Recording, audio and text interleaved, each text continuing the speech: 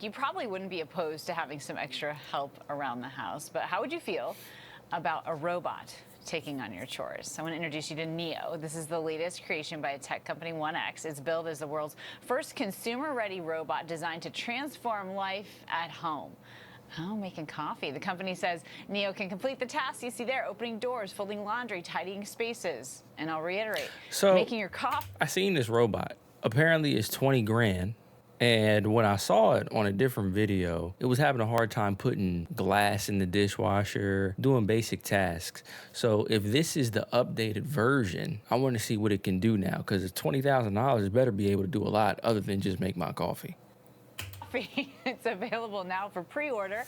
Here for more is Jacob Ward, tech journalist and host of the Rip Current podcast. I'm in immediate need, apparently, of a cup of coffee. How big of a deal is the arrival of a consumer-ready robot like this? And do you think that people would utilize this, welcome it into their home?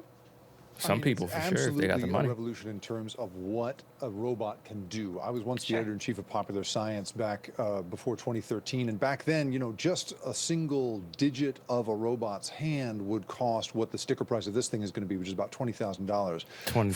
Forever, right? Our robots have been ones that have been specifically committed to a very single task, right? Grabbing one piece and putting it into a car chassis, and that's because we haven't been able to build robots at an affordable price that could do something like deal with a rack full of clothes or deal with the coffee that you want. That's crazy. And so this idea that you for $20,000 can pull that off is kind of incredible. On the other hand, right, $20,000 is quite a lot to pay up front for something like this.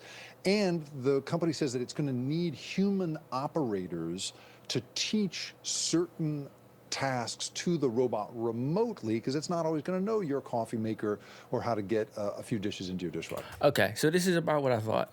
They're coming out with this robot that's, you have to allow it to collect data from inside your home. That's going to make it better in the future. So basically, you're paying 20 grand for a prototype and to be an early adopter for one of these robots, while someone with remote access, probably in another country, because everything's getting outsourced these days, is looking into your home, handling the operations that the robot struggles with. You could really just hire a housekeeper for $20,000 at that point, right? Oh, the specifics of your house. But in terms of cost and ability, let's look 5, 10 years down the road. I mean, how quickly is this thing going to go? How low could the price drop? And do you see this as something common in households? Well, I think the big thing to think about here, right, is that as we think right now about AI, which is what I spend so much of my time thinking around, you know, we've been talking about the threat to jobs when it comes to knowledge work, right? And we've thought, well, but being a barber or being a plumber, that job is safe. Well, I would just point out, this thing is evidence that all sorts of automation is coming for all sorts of work. And so on the one hand, I think this could... There you go. So it doesn't matter whether you're a barber, you're a housekeeper, robots and AI is coming for your job. Could be really good. We're in a position where we're going to need an incredible amount of help at home. Boomers are about to become the absolutely number one category. Look, see those eyes? Those are we don't have the help the cameras, so that the remote operator can use it. Not really clear, but what we're seeing here, of course, is that the price of an actual robot that can come in and manipulate things in such a way that they could conceivably replace a human worker, that's all been science fiction in the past, but that's becoming real now, Kayna. Right, it's a good point there, how this could look for someone like a nurse or a caretaker or people in need of those folks. Jake Ward, it's always wonderful to have you on. Thank you for being here with me. Notice how they said jobs like nurse or caretaker, and they're trying to make it sound like it's a positive thing. But all you're doing is just replacing humans that work those jobs right now. So while you could have a robot that could do those things, and technically in the future it may be cheaper, right now it's so expensive, who's going to be able to access that? And on top of that, it's a robot that isn't even doing the job that well.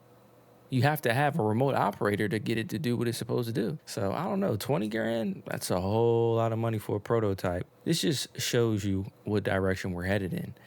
Now imagine when they are able to start putting AI in these humanoid robots. Then you open up a whole bunch of different possibilities. You start having full-on humanoid robot companions with the AGI brains that are able to conversate with you and have a sort of logical thinking process in a way. This is going to replace a whole lot more than jobs. Dude's going to have humanoid robot girlfriends. Watch. But let me know what y'all think in the comment section. I'll see you on the next one.